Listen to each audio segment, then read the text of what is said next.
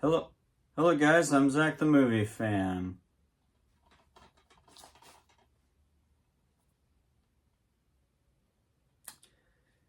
It's time. Okay, so these are the two films you guys voted for. I just got done with my trick or treat video, and by the time you see this video, you will have probably seen it. But now I'm here to get to the other film that was tied in place at the time. John Carpenter's Halloween. Released in 1978, and written and directed by Carpenter, Halloween is one of those horror films I feel doesn't need that much of an introduction. It's considered one of the greatest horror films of all time, and widely considered the film that started the slasher genre. Although that's not necessarily true. You could definitely make the argument that other films that came before it, like the Texas Chainsaw Massacre and Black Christmas, already did very similar ideas. In fact, Carpenter said that Black Christmas was one of his inspirations for Halloween. At least when it came to some things. But it was Halloween that made the slasher genre popular. Kind of similar to Paranormal Activity. There were other found footage films before Paranormal Activity, like Cannibal Holocaust and The Blair Witch Project, but it was Paranormal Activity that launched the found footage genre into popularity. But yeah. Halloween is still to this day one of my favorite horror films of all time. I don't think I would be as much of a horror fan today if I hadn't seen it. If I didn't see it when I was younger. I believe this was like I believe the first time I saw this movie I was 4 years old. And at the time I loved it because it was so different than what I was watching at the time. The stuff I was watching before Halloween was superhero movies like the Spider-Man trilogy, or Star Wars, or the movie Labyrinth starring David Bowie. Halloween was so different from all of them. It was dark, it was disturbing, it was scary, it was suspenseful. It sparked my love of horror. And it's still like my second favorite horror film. My second favorite horror film. And it was my number one for years until I saw Jacob's Ladder. Now this is my number one favorite. But I still love the original Halloween. So, let's talk about it. Halloween tells the story of an escaped mental patient named Michael Myers, who, after being locked up for 15 years, escapes and returns home to Haddonfield, Illinois, to wreak havoc on Halloween nights. The premise really is that simple. There are so many good things to talk about in this movie. It's hard to know where to start. Well, for starters, the directing in this film is fantastic. I'd argue this might be one of Carpenter's best directed films. Carpenter brilliantly breathes suspense, tension, and atmosphere into the film.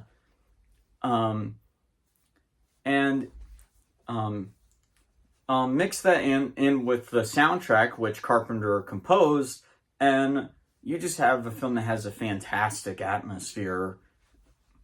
I've heard some people can't get into it because don't find the movie that scary, because most of the time Michael doesn't do anything. Like we see him stalking Laurie and her friends a lot throughout the entire movie, but he doesn't get to actually killing or even attacking any of them until much later. And to that I say, that's the point. Like, that's what makes Michael so damn creepy. The fact that he doesn't do anything. He literally just keeps stalking Lori and her friends the entire time, and you keep expecting him to do something, and you're like anticipating, waiting for it. But most of the time, he does nothing. And it always puts you on edge because you're wondering, when is he going to attack? When is he going to attack? It gets you nervous. That's what makes Michael Myers so scary. The way he stalks people, the way he waits, the way he bides his time. That's what makes it so unsettling.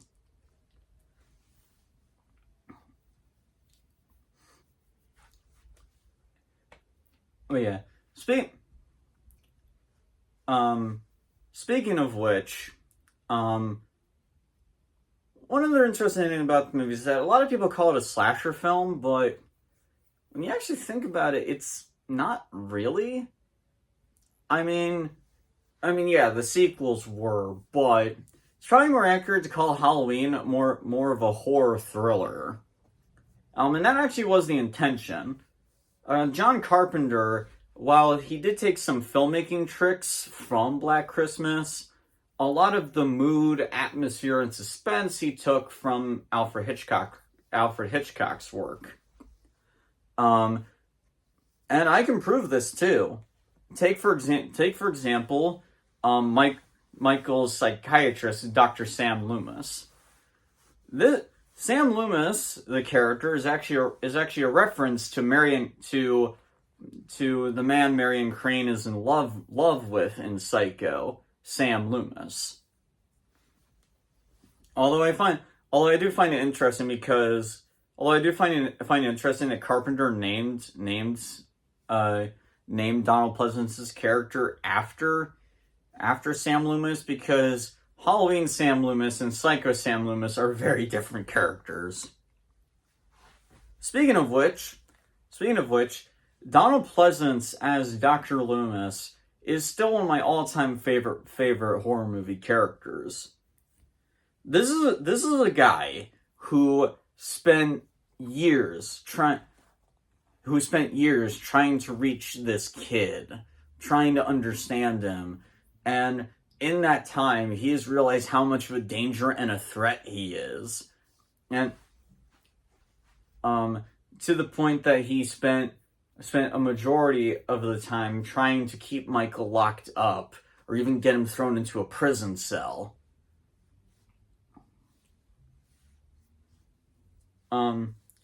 So when Michael breaks out, when he escapes, Loomis wastes no time and immediately heads to Haddonfield. He's very similar to Abraham Van Helsing. He's this much older man who's trying to stop this monster. And he's incredibly and Loomis is just such a great character, and a lot of what helps is Donald Pleasence's performance. Whenever Loomis gives a speech in this movie or any of the Halloween films, it is so awesome and so well written. Donald Pleasence loved playing this character so much that he played this character until he died. Like, no matter how bad some of the sequels had gotten, he had always come back. And I think that really speaks to how much Donald Pleasence loved playing this character. Michael Myers in the film is still scary as hell all these years later. And which is funny because, again, everybody calls it a slasher film. It's not really all that violent. The film, due to the film's low budget, they really didn't have a lot for, I guess, fake blood. At least not for a lot of it. Which is why a lot of the kills are obscure or kept in darkness. We see Annie get her throat slashed, and we see Bob get stabbed to a door, but no blood. And it actually works in the film's favor, very similar to the Texas Chainsaw Massacre and how it worked there. Your imagination creates a more frightening image than blood. It also helps too that even when Michael kills someone in darkness, it's still a disturbing image. That image of Michael just staring at Bob's body as he's stuck to the wall is still chilling because of just how he stares at it. Now he tilts his head. It's creepy. But I have which by the way, fun fact, Michael Myers' mask, believe it or not, is actually, it was actually a William Shatner mask. I believe it was a Star Trek merch. They didn't really have enough money to get a detailed, scary-looking mask, I believe. So they just took a Captain Kirk mask.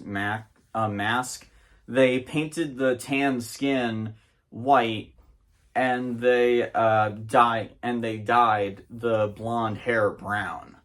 And boom, you have one of the most iconic horror movie masks of all time. It actually is really funny when you think about it. John Carpenter actually jokes that if we didn't paint the mask at all, kids will be looking for William Shatner in their closets.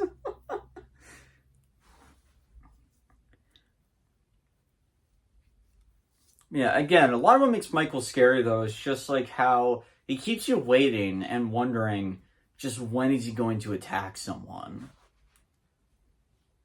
And then finally there's Laurie Strode, played by Jamie Lee Curtis in her first film debut. Laurie is a great character, and is still to this day one of the most badass final girls in all of horror. Curtis's performance in this film, while simple, is fantastic. When she looks scared, it looks genuine. And when she's trying to escape, you're legit rooting for her because she's a legit good person. She may be a Girl Scout, but a good person. And seeing this good, meek kind of person, suddenly start fighting back for survival, it's fantastic. You root for her all the way. She's scared, but she's a survivor. It also helps too that she actually is really smart. I mean, people joke, why didn't she bring a weapon with her? I think people will watch this movie today. That's the thing. You really need to keep in mind this was released in the late 70s and that times were different. And that people usually didn't expect, psychopaths to, start attacking them when weird stuff happens. In fact, I could be wrong, but I believe that's the reason why they created McGruff the crime dog, because crime was getting so bad, and they wanted a way for kids to be safer and all that. Because that's just how bad it got.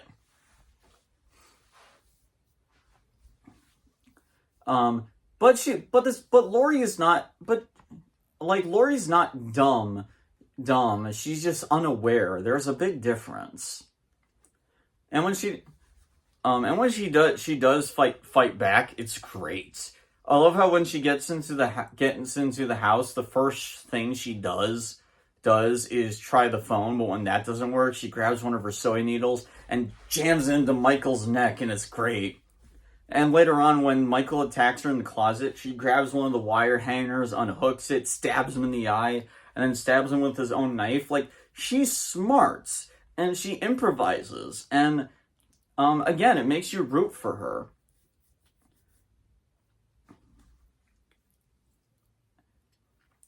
The music in the film is as iconic as you can get.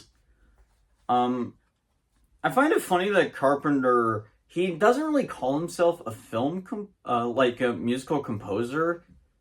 And I guess I can kind of see his point, but I do find it funny that he says that when he created one of the most iconic horror movie soundtracks of all time.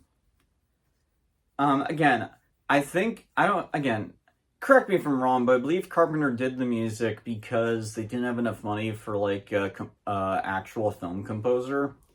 So Carpenter kind of improvised, and he came up with the entire soundtrack, like every iconic piece of music, every iconic sound effect. Um, like it is like it came from Carpenter. Um, and it re- and music really does a lot of the heavy lifting in the film.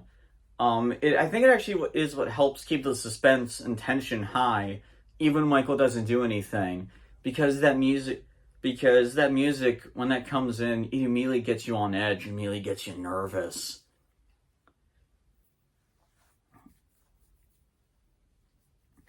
Um, this movie I don't think would be as scary if it didn't have its soundtrack, and there is proof of that. Another fun fact. John Carpenter actually showed the producers a version of the film that didn't have the music. The producers said that they found it scary. No, the producers said that they liked the film, but they didn't find it scary. Then Carpenter showed them the version of the film with the music, and they were terrified. There is literally a scene where Michael does nothing but stare and follow Tommy, one of the little kids Lori babysits, and like Michael doesn't even do anything to Tommy, but because of that music, it gets you on edge. It really is that powerful.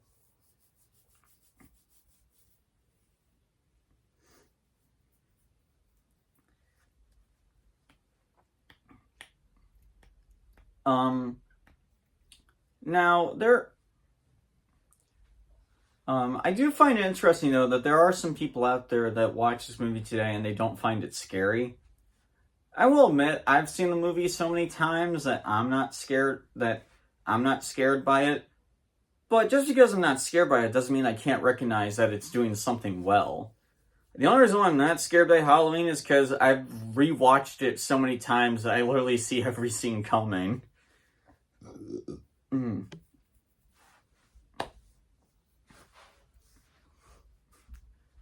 Um, like the film. I've also heard some people say that the movie is dated, but I also don't really agree. Um, I mean, to an extent. Like as people complain about the dumb decisions that people do in the movie, I personally think is, I personally think is, a bit dumb on their part. Like again, you need to watch this knowing that it was released in the late 70s and that it takes place in the late 70s and that times were different. I mean, if people were doing these mistakes, if people were doing these decisions nowadays, then there would be a problem. But if the movie takes place in the late 70s, the only thing that hasn't really like aged the best is some of the dialogue. At least when it comes to Laurie's friends Annie and Linda. I think Honest Trailer said it best. I think Honest Trailer said it best. Hey, you want to play a fun drinking game? Take a shot every time Linda says totally. And Epic Voice Guy gets like hammered in the first like 2 minutes. and I think even less. That is a really good Honest Trailer, by the way. Really give that a watch. Um, but again, you just really need to. But again, like the dialogue isn't so dated that like it makes you tug at your collar uncomfortably, or like or you cringe at it. It's just the dialogue is simply a product of its time in moments, and it really is only dialogue from Linda and Annie. Like the rest of the dialogue from especially from Loomis, is fantastic. I love this movie. I still love it to this day. Um, I mean, what else can I say? It's fucking Halloween. Like, I really Like, honestly, even everything I said, I think multiple people online have already said it, but I mean, it really does deserve that praise, though, even all these years later. John Carpenter's Halloween, not surprisingly, is getting an A+. I love this movie. And yes, if you guys want to, next year, for every year of Halloween, I'll look at one of the sequels. If you guys want to. Just keep an eye out for that poll next year. Yeah. So John Carpenter's Halloween. Have you seen it? If you haven't, get on that. And if you have, let me know what you guys think in the comments down below. And let me know your thoughts on any of the sequels and which one's your favorite. Yeah, that's all I got. I'm Zach. Thank you all for watching. If you like what you see here, like, comment, and subscribe if you want to see more. And remember, hit the notification bell so you never miss a video. That's all I got for tonight, guys. Happy Halloween.